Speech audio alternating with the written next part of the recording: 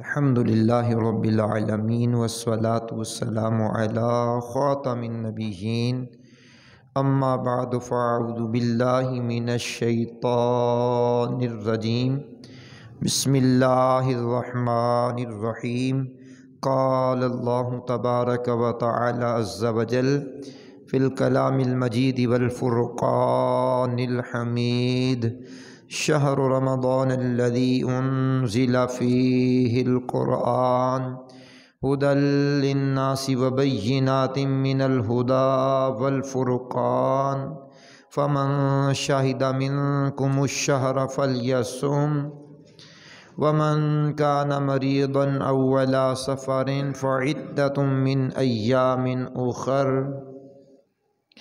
یرید اللہ بکم اليسر ولا یرید بکم العسر ولتکملوا العدۃ ولتکبروا اللہ علی ما ھداکم ولعلکم تشکرون قال اللہ تبارک و تعالی عز وجل فی شان حبیبہ الکریم الامین ان اللہ وملائکتہ یصلون علی النبی یا ایہا الذین آمنوا صلوا علیہ وسلموا تسلیما اللہم صل علی سیدنا و مولانا محمد معدن الجود والکرم وآلہ وبارک وسلم صلاۃ و سلاما علیک یا سیدی یا رسول اللہ صلی اللہ تعالی علیہ وآلہ واصحابہ وبارک وسلم۔ اللہ کریم کا کروڑ ہا کروڑ شکر ہے جس کی عطا اور توفیق سے آج ہم 26 شعبان المعظم 1445 ہجری بمطابق 8 مارچ 2024 کا یہ جمعہ مرکزی جامع مسجد انواری ممتاز آباد ملتان شریف میں رہتے ہوئے اس کی برکتیں لوٹ رہے ہیں۔ اللہ کریم ہماری زبان پر کلمۃ الحق جاری فرمائے، اور جو میں نے قرآن کریم کی سورۃ البقرہ کی آیت نمبر 185 پڑھی ہے، اللہ کریم مجھے صحیح معنوں میں اس کا مفہوم خلاصہ بیان کرنے کی توفیق عطا فرمائے۔ اللہ کریم کے فضل و احسان سے رمضان المبارکہ کی آمد ہے، اور آنے والا جمعہ اللہ نے زندگی رکھی تو رمضان کا پہلا جمعہ ہوگا۔ منگل کا روزہ ہو جائے یا بدھ کا ہو جائے، یہ اس کی کرم نوازیوں میں سے ہے۔ اللہ نے چاہا تو پیر والے دن چاند نظر آنے کے چانسز ہیں، اور منگل کا پہلا روزہ بھی ہونے کے چانسز ہیں۔ مالک چاہے گا تو ایک دن آگے بڑھ جائے گا، لیکن آئندہ جمعہ تو ہر صورت میں ہم ہوں یا نہ ہوں رمضان ضرور ہوگا، رمضان المبارکہ ضرور ہوگا۔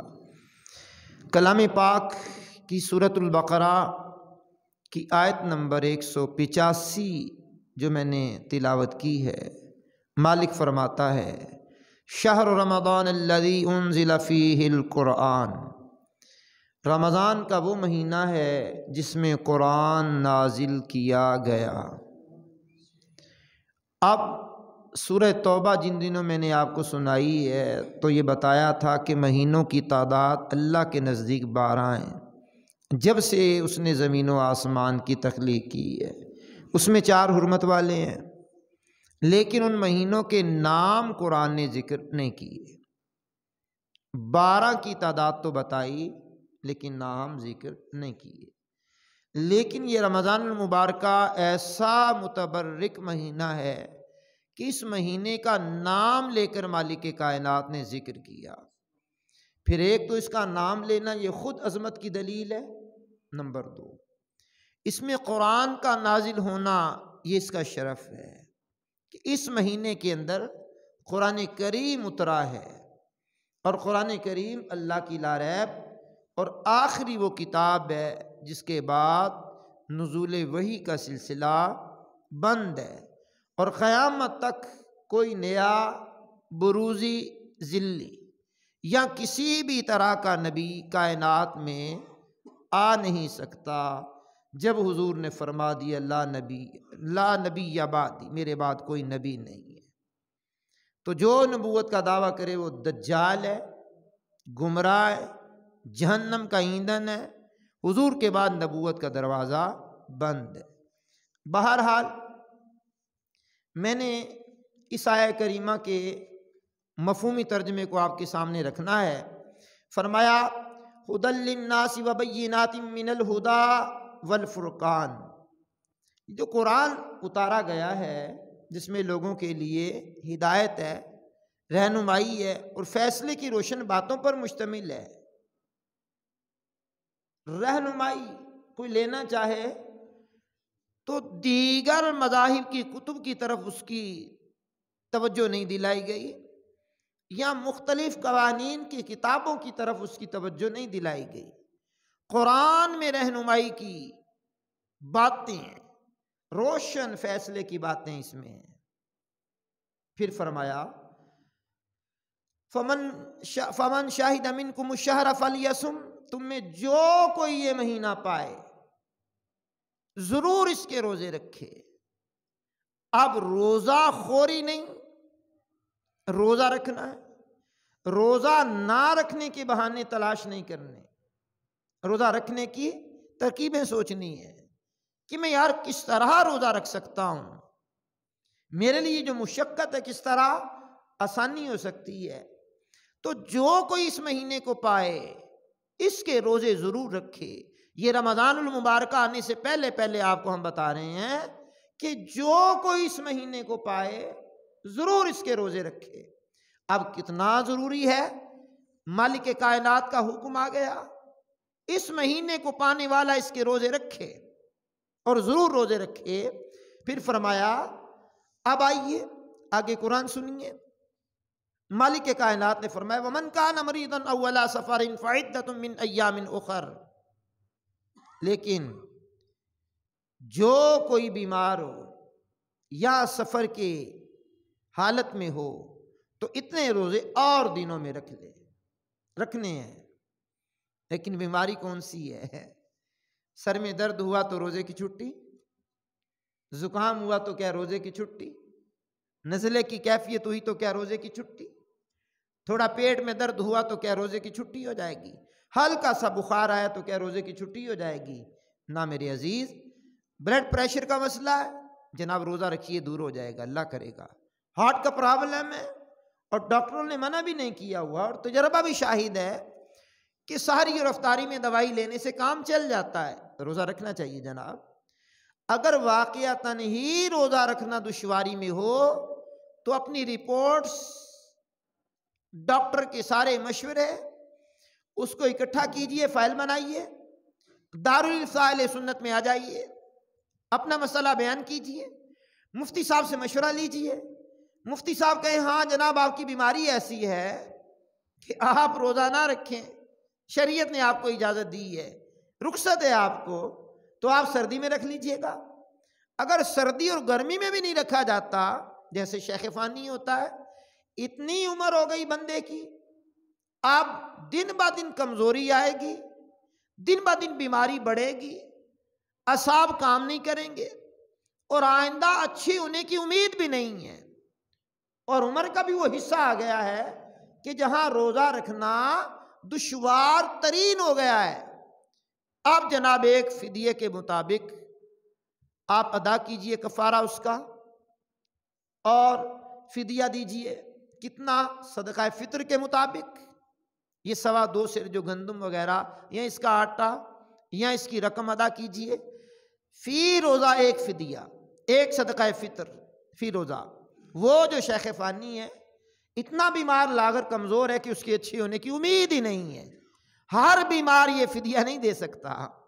بعض لوگ ہمارے ہاں معاشرے میں پائے جاتے ہیں، جناب میں آج کل بیمار ہوں، میں روزہ نہیں رکھ سکتا، تو یہ اس کا کتنا ادا کرنا پڑے گا فدیہ؟ تو جناب یہ ہر بیمار کے لیے نہیں ہے، وہ بیمار جس نے اچھا ہو جانا ہے وہ بعد میں قضا کرے گا روزے، اس کا یہ فدیہ دینا کام نہیں آئے گا۔ یہ فدیہ اس شیخ فانی کے لیے ہے جس کی آئندہ بھی تندرستی کی کوئی امید بھی نہیں ہے، دن بہ دن اس کی صحت ڈاؤن سے ڈاؤن ہی ہوتی چلی جائے گی، یا ایسا بیمار ہے کہ کبھی وہ ٹھیک ہو ہی نہیں سکتا، اور وہ بھی اگر ٹھیک ہو گیا تو شریعت اس سے بھی مطالبہ کرتی ہے کہ جو تو نے فدیہ دیا ہے وہ اب ختم ہو گیا، روزے رکھنے کی طاقت آ گئی ہے، اب دوبارہ روزے رکھیے۔ اب قرآن نے کیا کہا؟ وَمَنْ كَانَ مَرِيضًا أَوْ عَلَىٰ سَفَرٍ فَعِدَّةٌ مِّنْ أَيَّامٍ أُخَرَ، جو کوئی مریض ہو یا حالت سفر میں ہو تو اتنے روزے اور دنوں میں رکھ لے۔ آگے قرآن کریم کتنا خوبصورت ارشاد فرما رہا ہے، کیا بات ہے! یرید اللہ بکم الیسر ولا یرید بکم العسر، اللہ اکبر، کیا بات ہے! اللہ تم پر آسانی چاہتا ہے، اللہ تم پر آسانی چاہتا ہے، تم پر دشواری نہیں چاہتا۔ وہ رب ہے، وہ پالنے والا ہے، وہ بندوں کا خالق ہے، وہ بندوں کا مالک ہے، تو بندوں کو ٹینشن میں مبتلا کرنا نہیں چاہتا، بندوں کی آزمائش اتنی نہیں کرنا چاہتا کہ تم دشواری میں آ جاؤ۔ مالک آسانی چاہتا ہے، دشواری نہیں چاہتا، مالک آسانی چاہتا ہے۔ کتنا مہربان ہے کہ مہربان ہو کر فرما رہا ہے کہ اللہ تم پر آسانی چاہتا ہے، دشواری نہیں چاہتا۔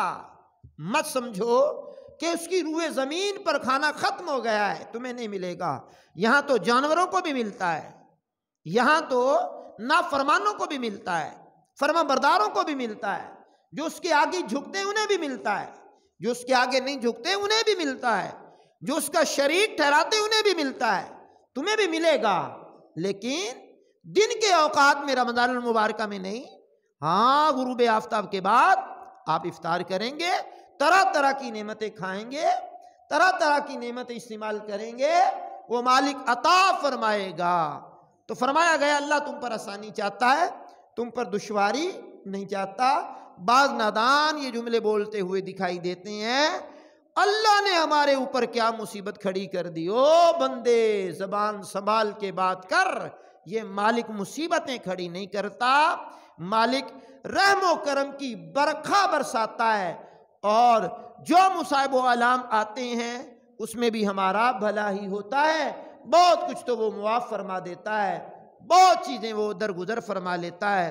تو آگے قرآن کریم نے بہت حسین جملے ارشاد فرمایا مالک کائنات نے، وَلِتُكْمِلُوا الْعِدَّةَ وَلِتُكَبِّرُوا اللَّهَ عَلَى مَا هَدَاكُمْ وَلَعَلَّكُمْ تَشْكُرُونَ۔ ارشاد فرمایا اللہ تم پر آسانی چاہتا ہے، دشواری نہیں چاہتا۔ اس کے بعد فرمایا اور یہ آسانیاں اس لیے ہیں تاکہ تم روزوں کی تعداد پوری کر لو، اور تاکہ تم اس بات پر اللہ کی بڑائی بیان کرو، تسبیح بیان کرو، اللہ کی پاکی بیان کرو، اس لیے کہ اس نے تمہیں ہدایت دی تاکہ تم شکر گزار بن جاؤ۔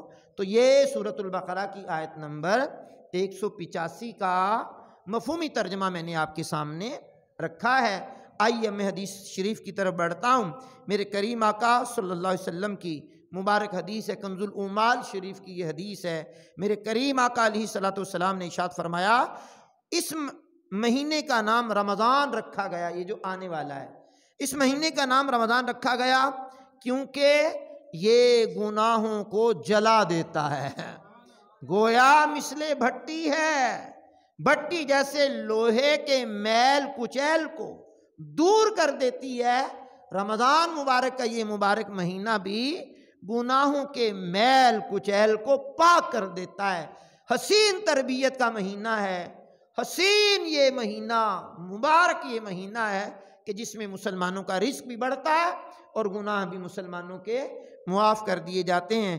کریم آقا رحیم آقا صلی اللہ علیہ وسلم کے صحابی ہیں سیدنا ابو سعید خدری رضی اللہ تعالیٰ عنہ بیان کرتے ہیں، کریم آقا علیہ السلام نے ارشاد فرمایا، جب رمضان المبارکہ کی پہلی رات آتی ہے، اللہ نے چاہا تو اگر 29 کا چاند ہوتا ہے تو پیر کا دن گزار کر کے جو رات آئے گی وہ رمضان کی پہلی رات ہوگی، اگر 30 کا چاند ہوتا ہے تو پھر یہ منگل کا دن گزار کے جو رات آئے گی وہ پہلی رات ہوگی۔ کریم آقا علیہ السلام نے فرمایا کہ جب رمضان المبارکہ کی پہلی رات آتی ہے تو اللہ کریم آسمانوں اور جنت کے دروازوں کو کھول لیتا ہے۔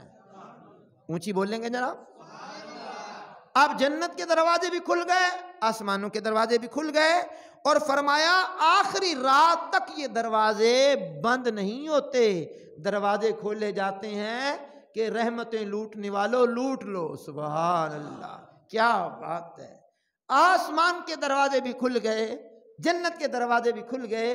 اگلی بات کریم آقا علیہ السلام نے جو ارشاد فرمائی ہے کمال کی ہے، فرمایا جو کوئی بندہ اس ماہ مبارکہ کی کسی رات میں نماز پڑھتا ہے تو اللہ تعالیٰ اس کے ہر سجدے کے بدلے میں اسے 1500 نیکیاں عطا فرماتا ہے۔ کیا بات! یہاں تو 1500 روپے کا آٹے کا تھیلا ملنے کی امید ہو تو بندہ 2 گھنٹے لائن میں بھی لگ جاتا ہے۔ اب یہ فنڈ لینے والی عورتیں پورا دن گزار دیتی ہیں لائنوں میں لگے ہوئے کہ ہمیں 10,000 8,000 5,000 6,000 جتنا ملنا ہے ملے گا۔ وہ لائن میں لگے ہوئے بندے، وہ لائن میں لگی ہوئی عورتیں، اور جناب اور رمضان المبارک آنے والا ہے، ایک سجدے کے بدلے 1500 نیکیاں رب عطا فرمائے گا۔ سیزن ہو گیا نا یہ نیکیوں کا۔ اب ہر رکعت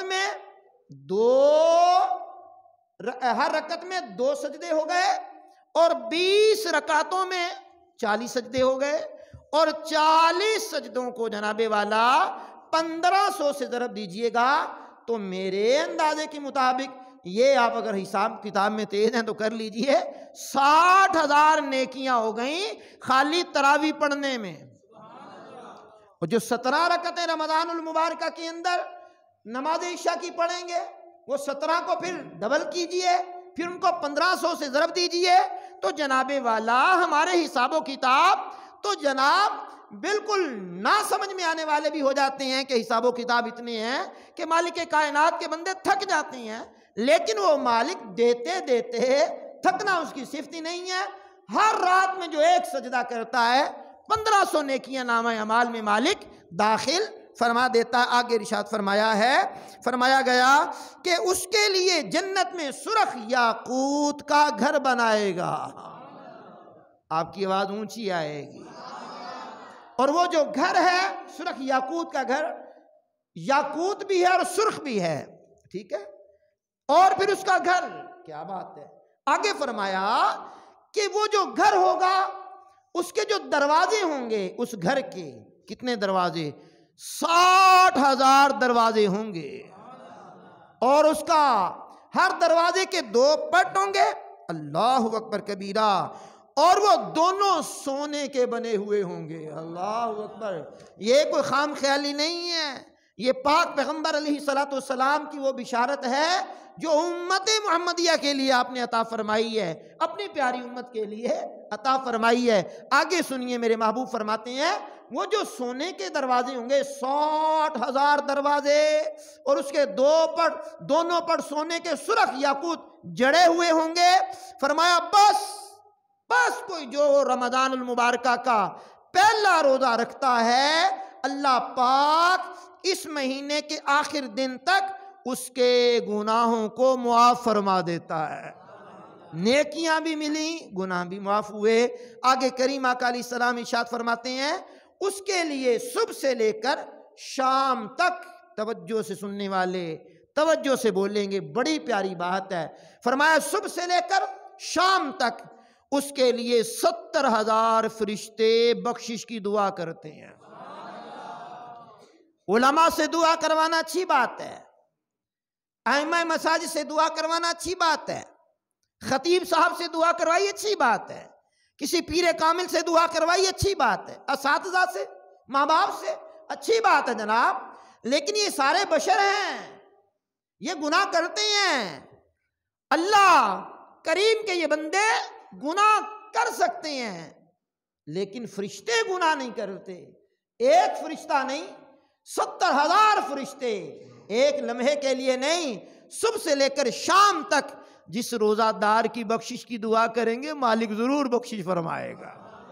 تو روزہ رکھنے کی ترکیبیں سوچنی ہے، روزہ چھوڑنے کی نہیں سوچنی۔ آگے کریم آقا صلی اللہ تعالیٰ علیہ وسلم نے ارشاد فرمایا، کیا حسین انداز ہے، فرمایا رات اور دن میں جب بھی وہ سجدہ کرتا ہے، پہلے فرمایا 1500 نیکیاں ملتی ہیں، اب فرمایا رات میں یا دن میں جب بھی وہ بندہ سجدہ کرتا ہے اس کے ہر سجدے کے بدلے میں جنت میں ایک ایسا درخت عطا کیا جائے گا، ایک ایک سجدے کے بدلے میں ایک ایک ایسا درخت عطا کیا جائے گا جس کے نیچے گھوڑا سوار 500 سال تک اپنا گھوڑا دوڑائے تو اس کا سایہ ختم نہ ہو۔ کیا بات ہے! یہ رمضان المبارکہ کا مبارک مہینہ جو آنے والا ہے یہ برکتوں والا ہے، یہ شانوں والا ہے، یہ عظمتوں والا ہے، یہ بڑی رفتوں والا ہے، یہ بڑی بلندیوں والا ہے۔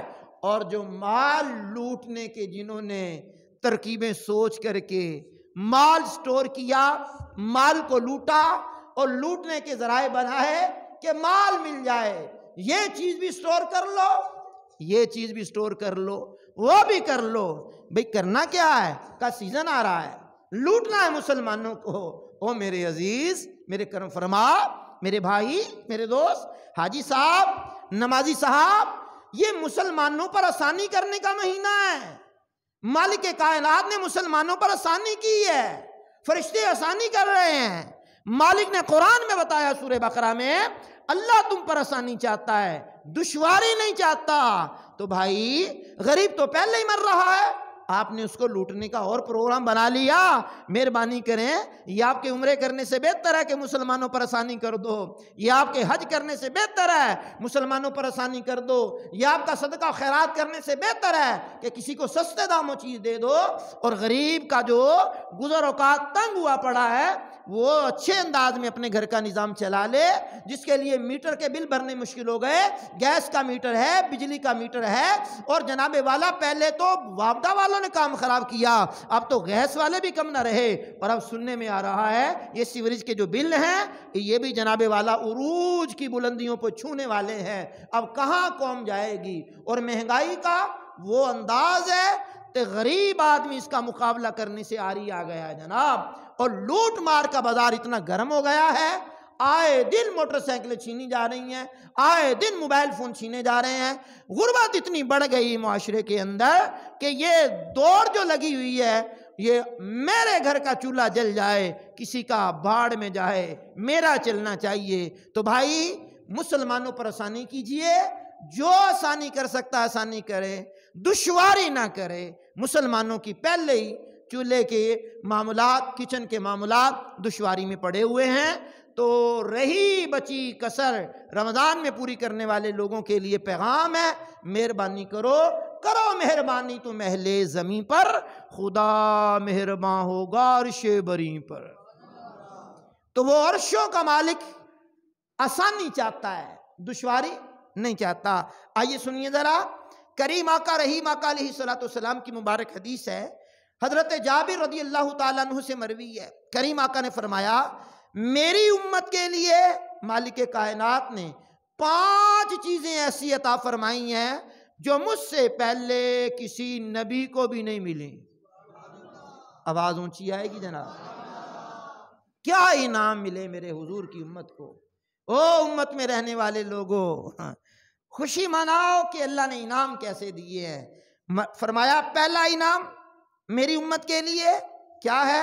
سنیے، فرمایا جب رمضان المبارکہ کی پہلی رات آتی ہے، رمضان المبارکہ کی پہلی رات آتی ہے تو میری امت کی طرف اللہ کریم نظر رحمت فرماتا ہے۔ پھر فرمایا جس کی طرف اللہ نظر رحمت کر لے اس کو کبھی بھی عذاب نہیں دے گا۔ نمبر 2، میرے کریم آقا علیہ السلام نے ارشاد فرمایا، شام کے وقت جو ان کے منہ سے بو آتی ہے، بھوک کی وجہ سے سمیل سی ہوتی ہے پیدا، وہ جو بو آتی ہے میرے کریم آقا فرماتے ہیں اللہ کے نزدیک مشک کی خوشبو سے بہتر ہے۔ تیسری بات میرے کریم آقا فرماتے ہیں، فرشتے ہر رات اور ہر دن میں اس روزہ دار کے لیے بخشش کی دعا کرتے ہیں۔ پھر فرمایا اللہ پاک جنت کو حکم فرماتا ہے، میرے نیک بندوں کے لیے مزین ہو جا، آراستہ ہو جا، زینت اختیار کر لے، سج جا۔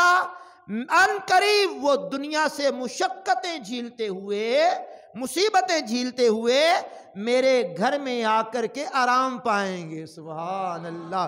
او روزہ دار، وہ بندے جو مشقت کے ساتھ دن گزارتے ہیں، مشقت کے ساتھ جناب والا دن کا اکثر حصہ گزار دیتے ہیں، روزے کی مشقت ان کو جناب والا کام کاج کرنے میں دشواری پیدا کر دیتی ہے، اٹھنے بیٹھنے میں دشواری پیدا کر دیتی ہے۔ مالک کائنات جنت کو حکم دے رہا ہے، آراستہ ہو جا میرے بندے، دنیا میں مشقتیں برداشت کرتے تو آئے ہیں، اب تیرے اندر آ کر کے راحت پائیں گے۔ تو گویا جنت بھی روزہ داروں کے لیے سجائی جاتی ہے۔ کیا بات، کیا خوبصورت آفر ہے۔ پھر فرمایا کریم آقا نے جب رمضان المبارکہ کی آخری رات آتی ہے تو اللہ پاک سب کی مغفرت فرما دیتا ہے۔ قوم میں سے ایک بندہ کھڑا ہوا، یا رسول اللہ کیا یہ لیلۃ القدر ہے؟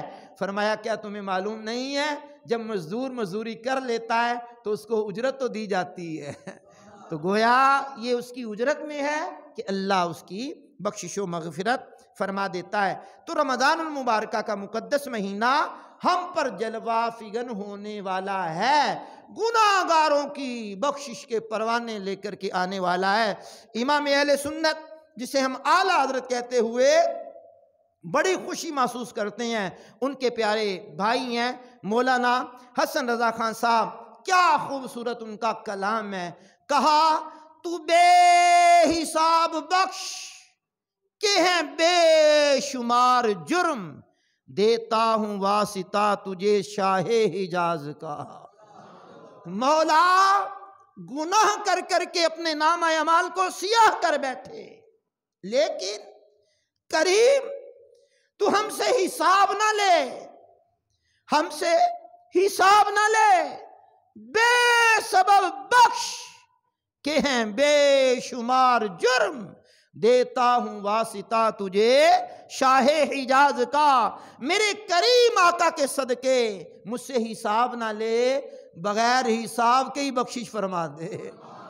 ہیں کیا بات ہے، بے حساب بخش دے، بے حساب بخش دے میرے مالک۔ اب آئیے سنیے جناب والا، میرے کریم آقا رحیم آقا صلی اللہ تعالی علیہ وسلم کو جو مالک کائنات نے یہ رمضان کی نعمت عطا کی، اس کا احترام جو کوئی بھی کرے وہ برکتیں ہی برکتیں پاتا ہے۔ کتابوں میں لکھا ہے، نزہت المجالس میں، بخارا میں ایک یہودی رہا کرتا تھا، مجوسی تھا، بلکہ آگ کی پوجا کرنے والا، دن رات آگ کی پوجا کرتا تھا۔ قدرت کا کرشمہ، رمضان کا مبارک مقدس مہینہ آیا، اپنے بیٹے کی انگلی پکڑی، بازار میں چلا گیا۔ بازار میں کوئی خرید و فروخت کرنی ہوگی، اس کے بیٹے نے سرے بازار کوئی چیز لی اور کھانا شروع کر دیا۔ اب ہے یہ مجوسی، آگ کو پوجنے والا ہے، اس کی غیرت نے گوارا نہیں کیا کہ مسلمانوں کی تعظیم کا مہینہ ہے اور یہ میرا بیٹا علل اعلان کھا پی رہا ہے۔ زوردار تھپڑ مارا اپنے بیٹے کے منہ پر اور کہا تجھے شرم نہیں آتی؟ مسلمانوں کی مقدس مہینے کے اندر، رمضان کے مہینے کے اندر سرے بازار کھا رہا ہے، شرم کر۔ وہ لڑکے نے کہا بابا آپ بھی تو کھاتے ہیں رمضان میں۔ کیا حسین جواب دیا، کہا کھاتا ضرور ہوں، غیر مسلم ہوں، آگ کی پوجا کرنے والا ہوں، لیکن میں گھر میں چھپ کے کھاتا ہوں، دن دناتے ہوئے نہیں کھاتا، مسلمانوں کے بازار میں یا مسلمانوں کے سامنے نہیں کھاتا، چھپ کے کھاتا ہوں۔ وقت گزر گیا، وہ مجوسی بظاہر انتقال کر گیا، جو بظاہر مجوسی تھا۔ کسی نے خواب میں دیکھا تو وہ جنت کے اندر ٹہل رہا ہے۔ اس نے کہا تو مجوسی نہیں تھا؟ کہا تھا تو مجوسی، لیکن رمضان کے احترام کی وجہ سے مرنے سے پہلے اللہ نے محبوب کا کلمہ پڑھوا دیا ہے۔ کیا بات، پاک پیغمبر کا کلمہ پڑھوا دیا، میں نے کلمہ پڑھا، مسلمان ہو گیا، اور مرنے سے پہلے ایمان کی دولت سے اللہ نے نواز دیا، اور مرنے کے بعد تم دیکھ ہی رہے ہو رمضان کے احترام کے صلے میں اللہ نے جنت بھی عطا فرمائی ہے۔ تو ان لوگوں کو بھی عقل کے ناخن لینے چاہیے جو ہٹے کٹے ہو کر کے لوگوں کے سامنے سگریٹیں پیتے ہیں، لوگوں کے سامنے پان چباتے ہیں، کھانا کھاتے ہیں، کولڈ ڈرنک یوز کرتے ہیں، چائے کا استعمال کرتے ہیں، کھانے کے ان کے سامنے دندناتے ہو آپ کو پتہ میرا روزہ نہیں ہے. تو میں نے کہا یہ دندنانے کی بات ہے، شرم سے ڈوب مرنا چاہیے. اگر کوئی بیماری آڑے آئی ہے تو چلیے تنہائی میں چلیے جناب، تنہائی میں کھائیے، مسلمانوں کے سامنے نہ کھائیے. رمضان کا احترام کیجئے.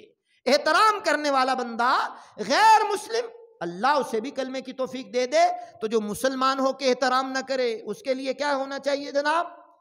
اس کے لیے تو پھر وعیدیں ہیں اور اس کے لیے تو بڑی مذمت بیان کی گئی ہے.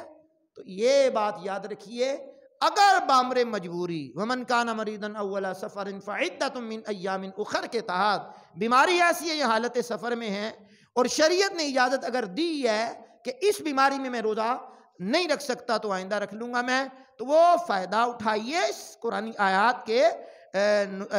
آیات سے فائدہ تو اٹھا سکتے ہیں اور سہولت تو ہے، لیکن مسلمانوں کے سامنے کھانا پینا اس پر آپ خصوصی توجہ دیں گے. دوسری اہم بات، جب یہ رمضان المبارکہ کا مبارک مہینے کا چاند نظر آنے والا ہوتا ہے تو عوام میں ایک غلط میسج پروان چڑھتا ہے اور وہ فیس بکوں پہ چلتا ہے، وہ واٹس ایپ کیے جاتے ہیں، جس نے رمضان المبارکہ کے مہینے کی سب سے پہلے بشارت دی رسول اللہ نے فرمایا اس کے لیے جنت واجب ہو گئی. تو بھائی ایسے میسج سے بچنا ہے. اس میسج کا حدیث سے کوئی تعلق نہیں ہے. اور دعوت اسلامی کا جو علمی شعبہ ہے المدینہ العلمیہ ریسرچ سینٹر، اس کی تحقیقات کے مطابق کوئی بھی ایسی حدیث نظر سے نہیں گزری جس میں یہ فضیلت وارد ہو کہ جو رمضان کی مبارکباد پیش کرے سب سے پہلے اس پر جنت واجب ہو گئی. تو ایسی کوئی بات نہیں ہے. جس کے پاس یہ میسج آیا اسے چاہیے ڈیلیٹ کر دے اور آگے فارورڈ نہ کرے. اور کریم آقا نے فرمایا جس نے میری طرف جھوٹ باندھا، یعنی وہ بات جو میں نے نہیں کی میری ذات کے ساتھ منسوب کر دی، تو وہ اپنا ٹھکانہ جہنم میں بنا لے. تو جو رسول اللہ کی بات نہیں ہے اس بات کو رسول اللہ کی بات کہہ کر کے آگے فارورڈ کرنا یہ ظلم ہے، زیادتی ہے. ایسے میسج پر بالکل بھی آپ نے توجہ نہیں کرنی، اور ایسا میسج آئے بھی تو اسے ڈیلیٹ کر دیجئے گا. عرشوں کا مالک میری آپ کی حاضری کو قبول فرمائے. وآخر دعوانا ان الحمد للہ رب العالمین.